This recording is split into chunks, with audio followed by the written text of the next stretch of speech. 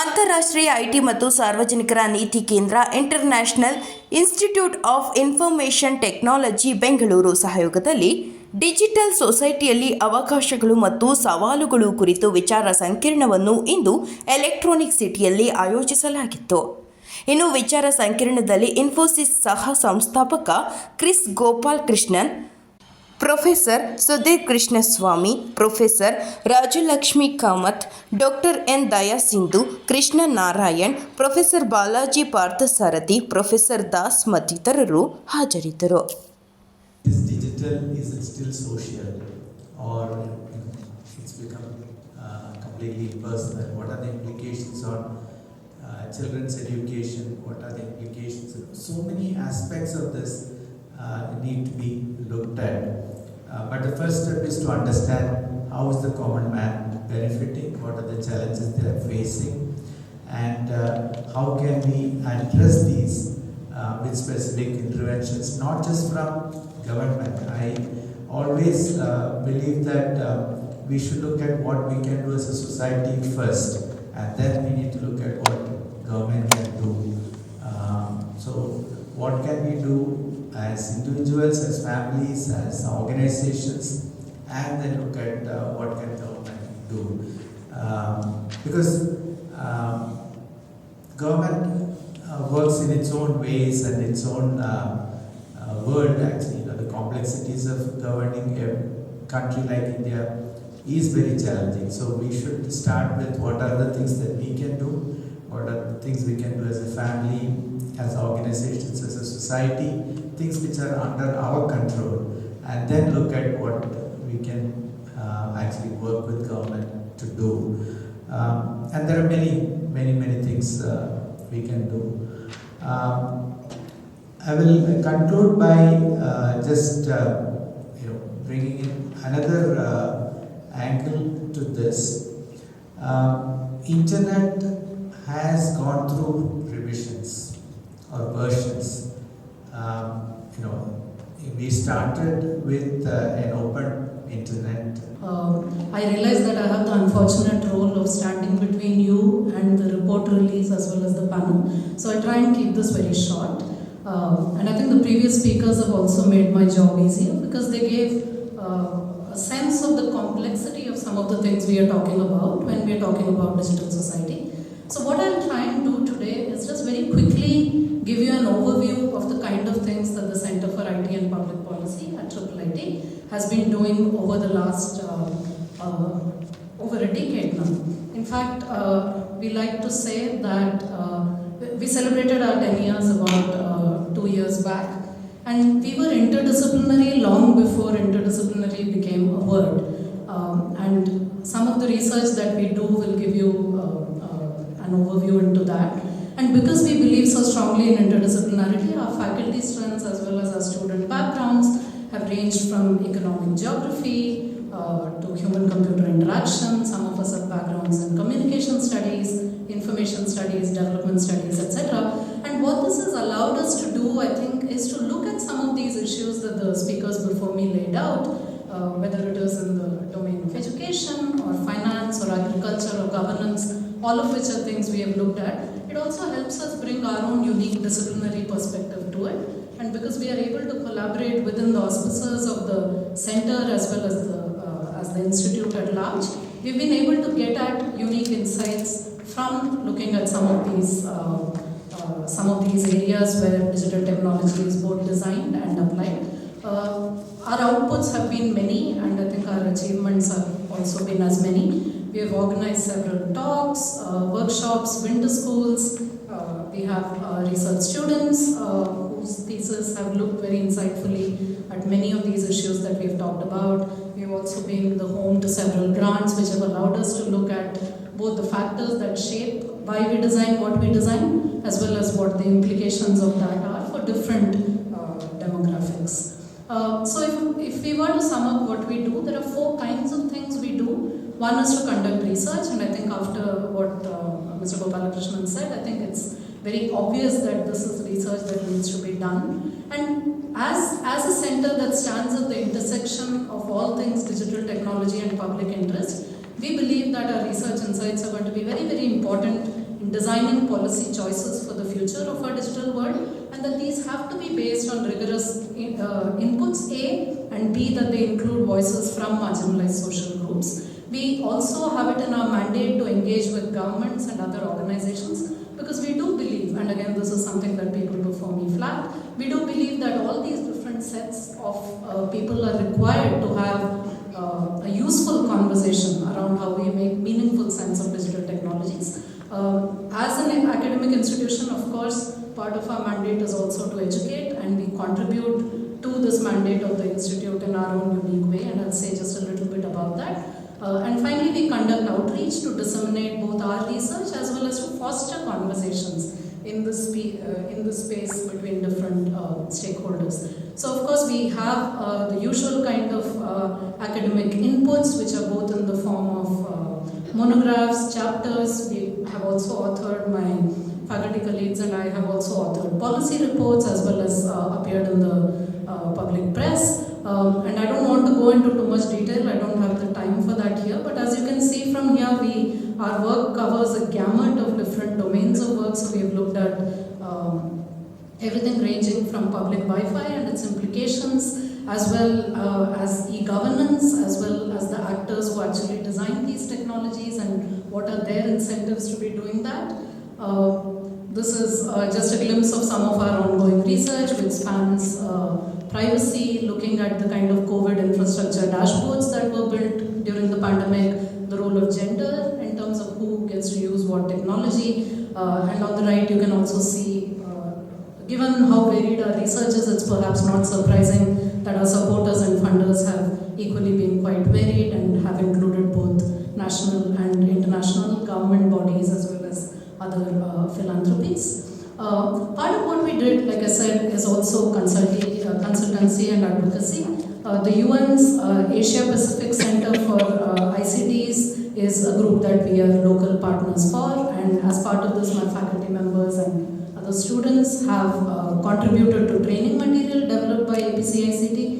We've been in conversations and part of the Kerala State Planning Board's deliberations on e-governance. Most recently, the Fair Work India team is based at CETA, and for the past 5 years we've been releasing, arranging, organizing, hosting a variety of different kinds of shorter term training and conversations, whether it is winter schools that look at the whole aspect of ethics in design. Graduates from that who have gone on to work with a variety of different kinds of research labs, as well as industry groups. One of our alumni has also set up a startup called Vision Empower, which produces STEM material for the visually challenged. So these are all our full-time educational programs. And finally, another goal that is very close to our heart.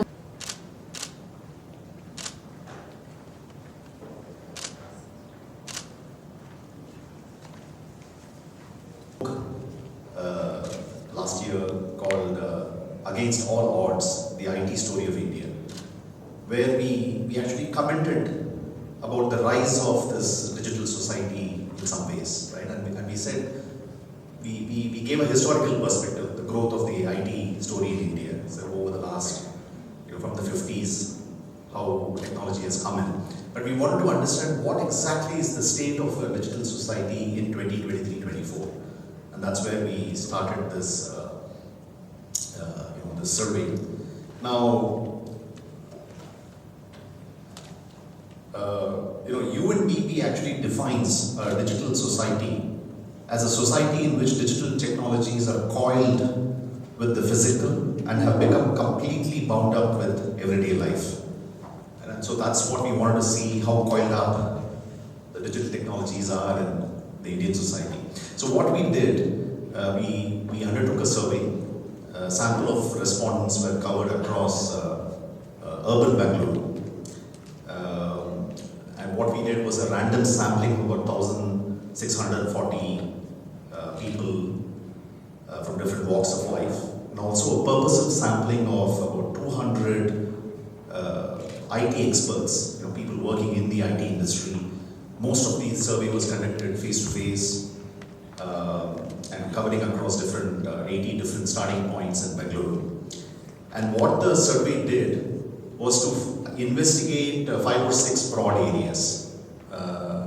So one is in terms of digital infrastructure, the digital behavior and usage patterns, whether it's for personal, work and education purposes. For instance, how are people looking at using government versus private sector digital apps? And finally, several parameters on the digital hopes, beliefs and concerns. So these are the dimensions. So and this is just to give you a sense of the general public. We made sure it was cutting across different parameters. Even the IT experts we covered, cross-section of IT services, global capability centers, IT startups and so on.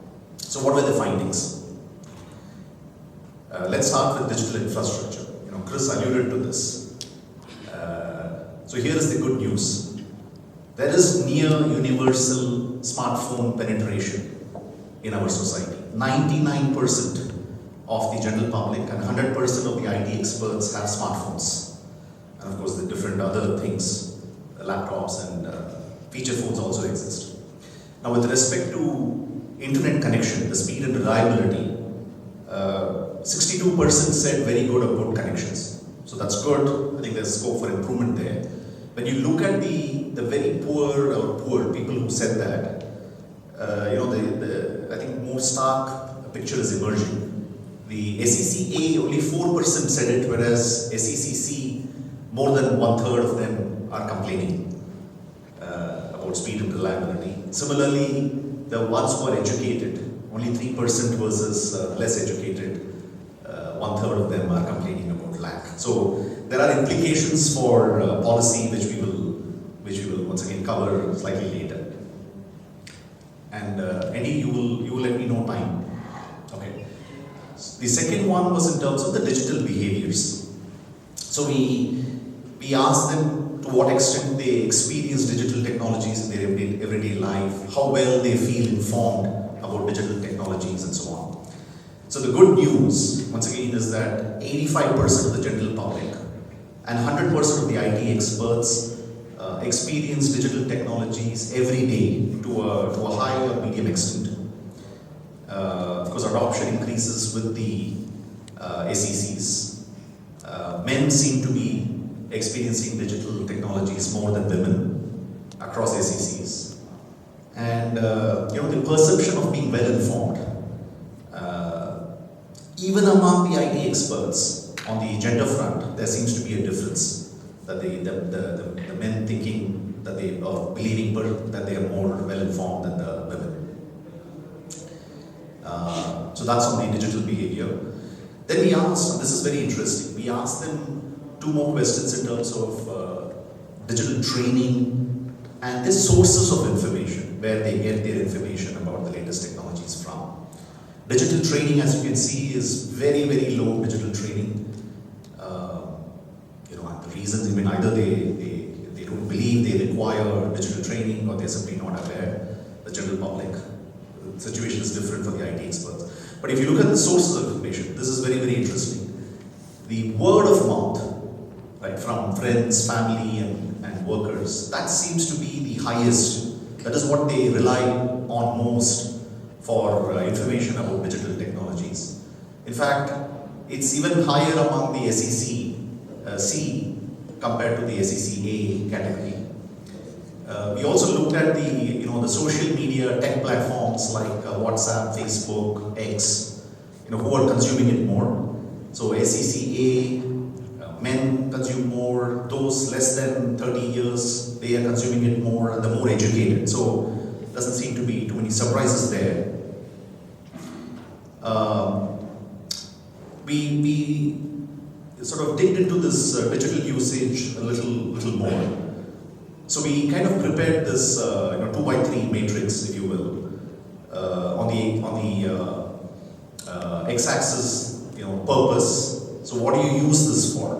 Do you use it for personal reasons, work reasons, education reasons, learning? And the y-axis is in terms of competence. Significant issue It's been mentioned by others, but I think there'll be no harm in repeating and reiterating it, which is, we live in a time where there's significant excitement about the possibilities that, wave upon wave of technological change sort of is hitting us, and the potential it has for everything from, social inclusion to social justice. So there's a lot of sort of hope. But I think what is somewhat bothersome is that we seem to have failed at what we might call social inclusion or achieving social justice, and this is almost treated like a magic wand. Right? This is pretty much the only card you have, so you're going to have to play it and hope everything sort of plays out well. So it's what this really calls for is this kind of critical engagement with these questions, right? To see to what extent can we take advantage. Where does law school in Bangalore, also co-founder and trustee of the not-for-profit trust Center for Law and Policy Research. He was previously director of the School of Policy and Governance and professor of law and politics at Azim Premji University, and he was also a recipient of the Infosys Prize in 2022. Or in economics, and of course for markets more generally. The definition of digital society, or one that we can work with, is something that the report tries to grapple with in the first couple of pages. And I take it from Balaji's comment that we could go various ways with an understanding of digital, either with devices or with the use of certain platforms, or we could even refract and have a higher threshold by which we make a distinction between digital and analog more generally. But to my mind, that is academically important and difficult to render in a survey mode. And so it might be useful from a survey sense that we use a looser definition, maybe run several parallel criteria for when the idea of the digital is relevant and emerges, and run with that, which is, I think, what this survey does. I think I'll go to the second part of what I understood Balaji's prompt was, which is how do we think about the experience of or attitudes to the digital society? And I think on this, I was a little surprised by the approach of the report. And let me just make 2 or 3 points more generally, and it might allow for a more careful conversation. The first is that there is already a body of work out on digital society surveys. Let me mention a few that I'm aware of, a couple that I have worked on, and a couple that I've read. So, Azim Premji University and the Lokniti Center for Study of Developing Societies ran a politically trivial sense, but we'd have to say something about what it means. And the moment you ask what does it mean, we might have to go in survey design beyond a question of use. So that's the first point that I want to make. Now the ASER survey, including ASER 2023, already has a very deep dive into digital usage in learning. It has a bias, 14 to 16 is the age group. CSDS has 3 surveys on what they call the youth surveys, running up to 2018. Again, it has a youth bias, but it's very deep on app usage and platform usage, government services usage, all of that. Why do I mention this? Because I think that the report can benefit immensely from just an analysis of already extant secondary literature. There's primary survey data, national level representative to the district, very rigorous sampling. That data is already available. And I think that unless we parse that data and figure out how was questionnaire design done, how is sampling done, what kinds of... And also the need to build up on pre-existing, or existing studies that that are available in this area, and also the need you call for comparative work. I think Chris mentioned it when he talked about going beyond Bangalore. He mentioned the Northeast, you mentioned Chikbalapur, and so on and so forth. I think those are things that provide us sort of food for thought and things and get us thinking about where we should go next. Would either Dayasunga or Krishnan want to respond quickly to what Sudhir said? Us when we were analyzing the data was that the general public were at a homogeneous group. So there were striations based on their SEC background, whether they were male or female, and their educational qualifications. So it was this set of folks who were working in the IT industry, and even among the general public, there were these striations. So that's one. The other one, as you rightly said, is the tremendous propensity for it. It is influenced by the group you're moving around with. I think there is a very strong need for schools to somehow inculcate digital society, not in those terms, but on how young adults should navigate this entire gamut of the digital aspect of their life.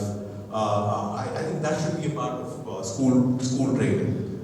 So. And if I can just add one thing on those were wonderful suggestions, Sudhir, and we will reflect on this and incorporate that as we go to the next rounds of the report and so on. On the government apps, I do want to highlight one aspect which I think we should consider. So for example, WhatsApp calling and video usage is very high. Nothing to do with government stuff. But digital payments, for instance, although the general public is not utilizing government apps, they are using the UPI-based other apps, and which I think, in some sense, for example, the government has indicated in the past. So, once again, it's not a defense of the government. I'm just saying the way to look at it is government looks at BHIM as the seeding app to initiate this digital payments, and then the public looks at whichever is more user friendly or whatever the others do the advertisements and give the coupons and stuff, right? And they use it. So to that extent, the digital public goods foray has worked well. It may not get reflected in the government app itself, but in the category of digital payments, it has worked very well. Now we have to see how it's migrating to. For example, we don't see that in telehealth. Okay, but that's an area for improvement, right? And that's what we brought out, that IT experts are 20 times more comfortable using telehealth as compared to the general public. Now government is doing something on ABDM and UHI, NHA. All these people are working. So, is there a way that the success they found with UPI could be translated to others? Those are questions to think about. It's a fair point what you have said. Thank you. All right, thank you, Krishnan. So let me now step away from the focus on the report and move to something broader, because the focus of this panel was meant to be the importance and the relevance of the digital society. And here I'm going to move to Rajlakshmi and specifically draw on her prior research with the urban poor in Ramnagar, and look at what the rhetoric of the digital society might mean from that vantage, from your experience. If you actually, the work of Kentaro Toyama, who used to be the deputy managing director of Microsoft Research here, and he's now at the University of Michigan. He spent years working as a technologist and finally came to the conclusion: technology only amplifies social privileges and gaps. It's like, you go back to go talk to any person who does ERP implementation. They'll tell you, you're automating a rotten process, you will continue to have a rotten process that just is done much more quickly. Or to put it more simply, garbage in, garbage out, right? So that kind of, if you want to take a simple slogan. So my question is from the vantage that, given your fieldwork, that years of fieldwork with microfinance borrowers, with poorer households, what does the notion of a digital society? I respond in two sections. So first, let me talk about my research work at Ramnagar, the Ramnagar Financial Diaries. Now, we were trying to study a model which is very much like technology, which is the Grameen microfinance model, was touted to be this scalable kind of a model, which was being seeded everywhere, all over India, especially South India.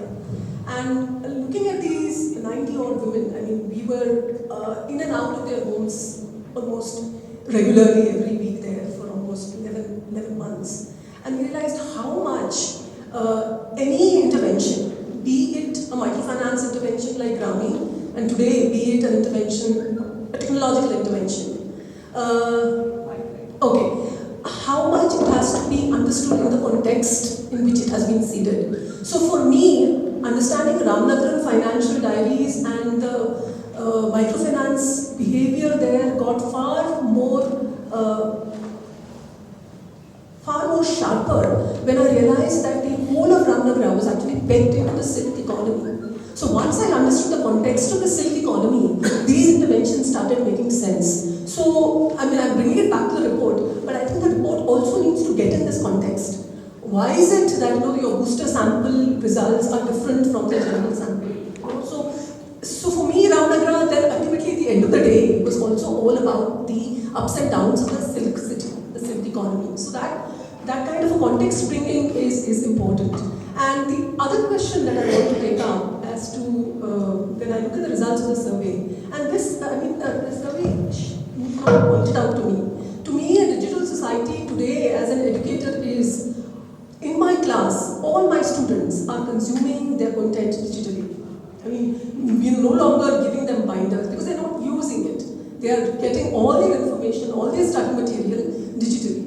Okay? And I think it was Herbert Simon in the 1930s who made this comment that the surfeit of information is only leading to a paucity of attention. 1.5 hours of a class in a lecture where all my students are consuming their content, study content digitally, which means their attention spans have really gone for a toss. How do I hold their attention in that class? To me, that is the biggest problem of a digital society today. I don't know whether it falls within the ambit of the report, but if you ask me what does a digital society to me, to an educator, that is what really it means much more to me. No, I was actually more, that is relevant, and I can, as somebody who teaches, I can add to that, but nevertheless, if you talk to any person who's in school, who's in college, you will find that they learn a lot from YouTube. So this question is to be taken in that sense a little bit differently, I feel, because children today learn a lot from YouTube. A lot of the content today is available on YouTube, so we have to go to the next level. So I feel that we shouldn't be worried too much whether it's entertainment or whether it's education. I think the line is blurred. So that's my perspective. I feel any of the classes that they're taking it actually on YouTube. So, but it's a data point. It says that the streaming is where a lot of time is being spent. Maybe it's engaging better. App is used sporadically. Only when you need something to be done, you use the app. Whereas video, etc., is used maybe more often and it's used for multiple activities. Even if you have a question about a recipe, you go to YouTube. Even if you have a question about some illness, you go to YouTube today. That's where people are getting their information. That's how. Urge you to access the report. I mean, there are some printouts available, but we also have it on the website. I would urge you to download the report and go through in detail. What I want to share is indeed the calling and watching videos is at the highest level.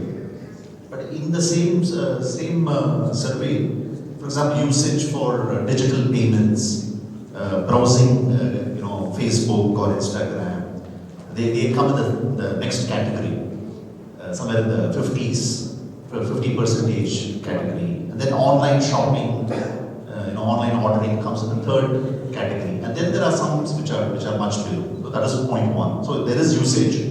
The second is with respect to learning. I think Chris's point is well made that yes, you could have entertainment videos but learning from it. In our context, the education purpose was a very specific context. So there were very specific questions that we asked under the education, which were more related to like online classes. Have you attended online classes and so on? So there was an element of that education. Attend online classes, create learning videos, create and offer digital learning courses and things like this. So that I think the distinction between that education and learning perhaps we have to make. So I think we should not straight away dismiss learning from. Yeah, this is formal education is what we'd ask those questions for in terms of how your school or college would be using them. But individually, you could be accessing the internet in various forms to get knowledge.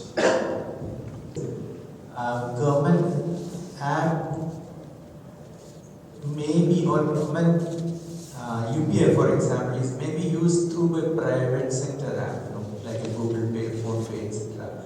Now, in our case, I think government app is Beam. So it just says that people may not be using Beam for payments, but they may be using other apps for payments.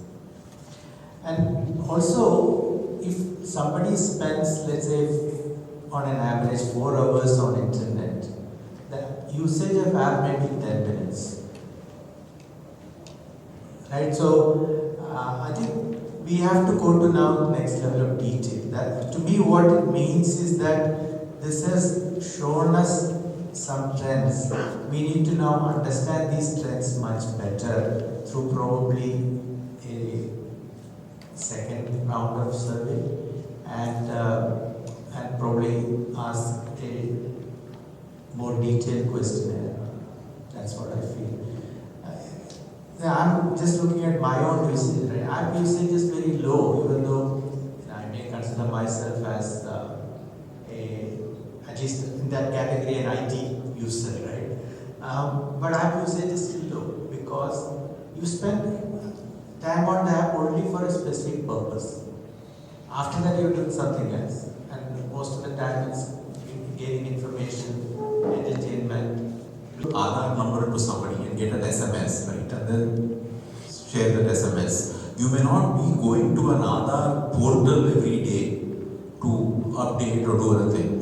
So people will be using these technologies, public technologies a lot, but they don't see that as something that they do frequently. I mean, getting an SMS, would you think of it as some using technology these days, sharing an OTP? We have to go to the next level of detail. In a few places in the report. So if you, once again on page 15 of the report, we make a distinction between general public's usage of government apps and IT experts. So if you see IT experts, they are definitely using government apps in a significant way. Even within the general public, the socioeconomic classification of AE1, so for instance, 71% use IRCTC. For instance, so there is usage, but clearly there is a difference between their usage of private sector apps versus government apps. So one of the things we have alluded is that, so we have mentioned two things in the report. One, this is an opportunity for the government to look at the user interface, how to make it more engaging, etc. That is one. The second is that in many cases, like the UPI example that I gave, it was the government initiative to launch UPI. But today, a PhonePe and a Google GPay would be the primary users, the apps getting used. But nevertheless, it was the initiative which launched. There are fascinating new ways of doing it, right? Like we've used the Nama Metro WhatsApp chat. So you show your QR code and do it. I mean that's something which is easy. Everybody has WhatsApp. So instead of having another app on your phone, we are just using the WhatsApp option and buying the ticket. And I'm sure that as the years progress, the usage increased in healthcare, education, etc. Clearly, and that's how the whole nation was working, was managing during those times. But the survey clearly shows that after COVID, we have gone back to our regular way of working, living, etc. Maybe that usage has come down. Again, this is something that we need to probably look at in the next version of the survey. We probably need to look at vernacular, availability of apps in vernacular languages. When we go to rural areas, that is also very, very important. In a city like Bangalore, it may, and that's also why the socio-economic classification A gains, because they probably are very comfortable using English, etc. Whereas when you go down into the socio-economic classifications, they would like to see apps in vernacular languages, and availability of apps in vernacular languages is increasing, but not at there. That's another thing. Also in rural areas, it's facilitated usage. So if you look at teleconsult, what is happening is they are asked to go to a laboratory or a clinic from where they will consult the doctor. So they don't do it on themselves. They will go to a technician who will actually connect them to the doctor. So it's the facilitated usage actually. We have to now go to those kind of details in order to understand better. This is the beginning that we have made. The survey is focused on urban location, Bangalore, not rural. Because the survey is focused on urban. But within this, I do want to share that you're absolutely right. Telehealth is low. Definitely the adoption has been low. But some of the others, like payments at 70% and e-commerce at 68% usage. So clearly it is reaching to a general public in a large number, these things.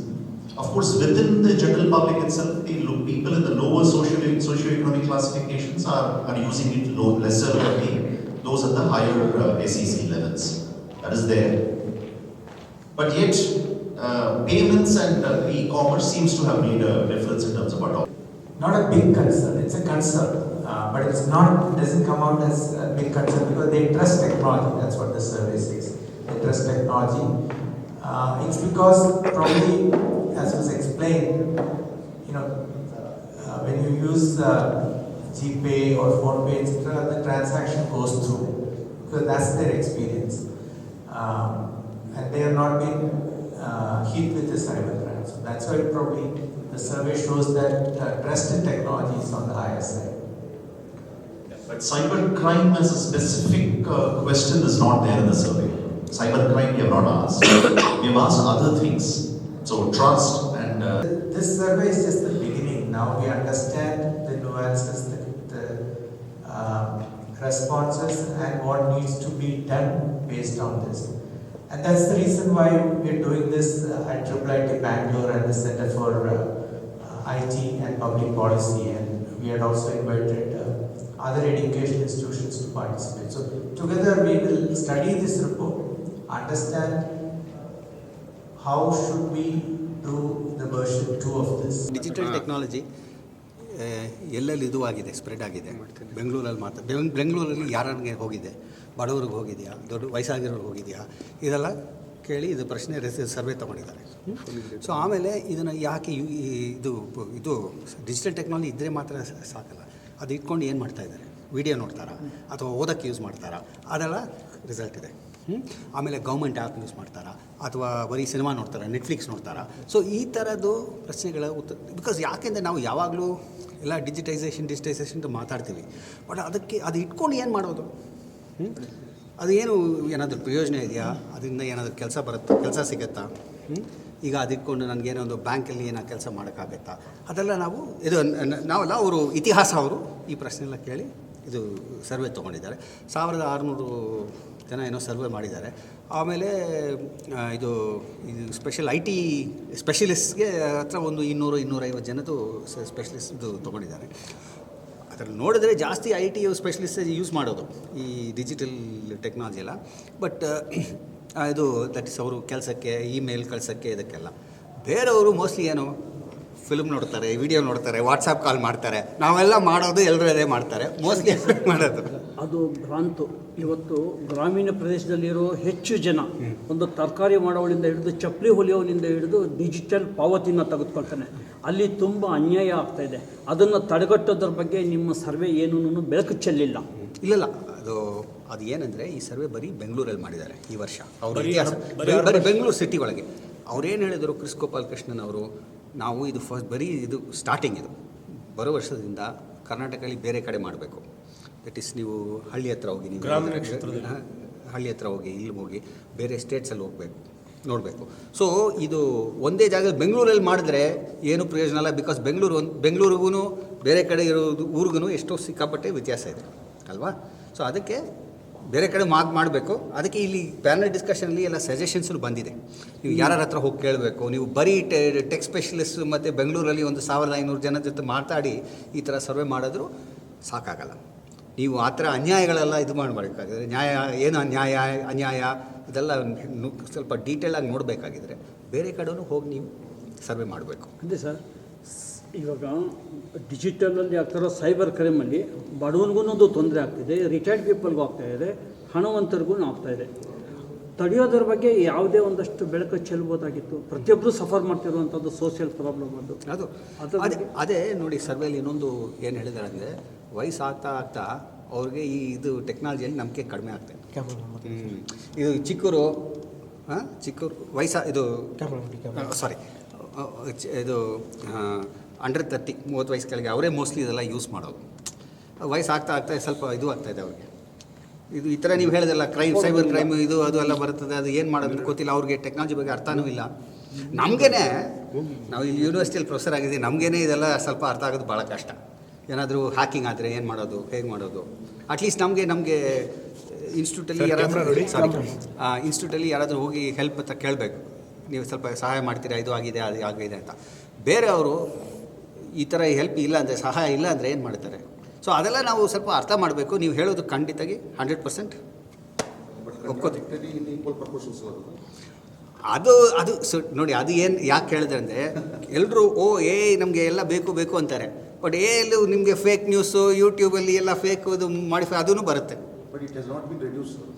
ಅದೇನು ಅದೇ ಅದಕ್ಕೆ ಈ ಥರ survey ಇಟ್ಕೊಂಡು ನಾವು ಯಾವ ಥರ rules ಮಾಡಬೇಕು, ರೆಗ್ಯುಲೇಷನ್ ಮಾಡಬೇಕು, ಅದೆಲ್ಲ ಆಮೇಲೆ ಇದು ಮಾಡಬೇಕು. ಸುಮ್ಮನೆ ಸರ್ವೆ ಮಾಡಿ ಮಾತ್ರ ಪ್ರಯೋಜನ ಇಲ್ಲ.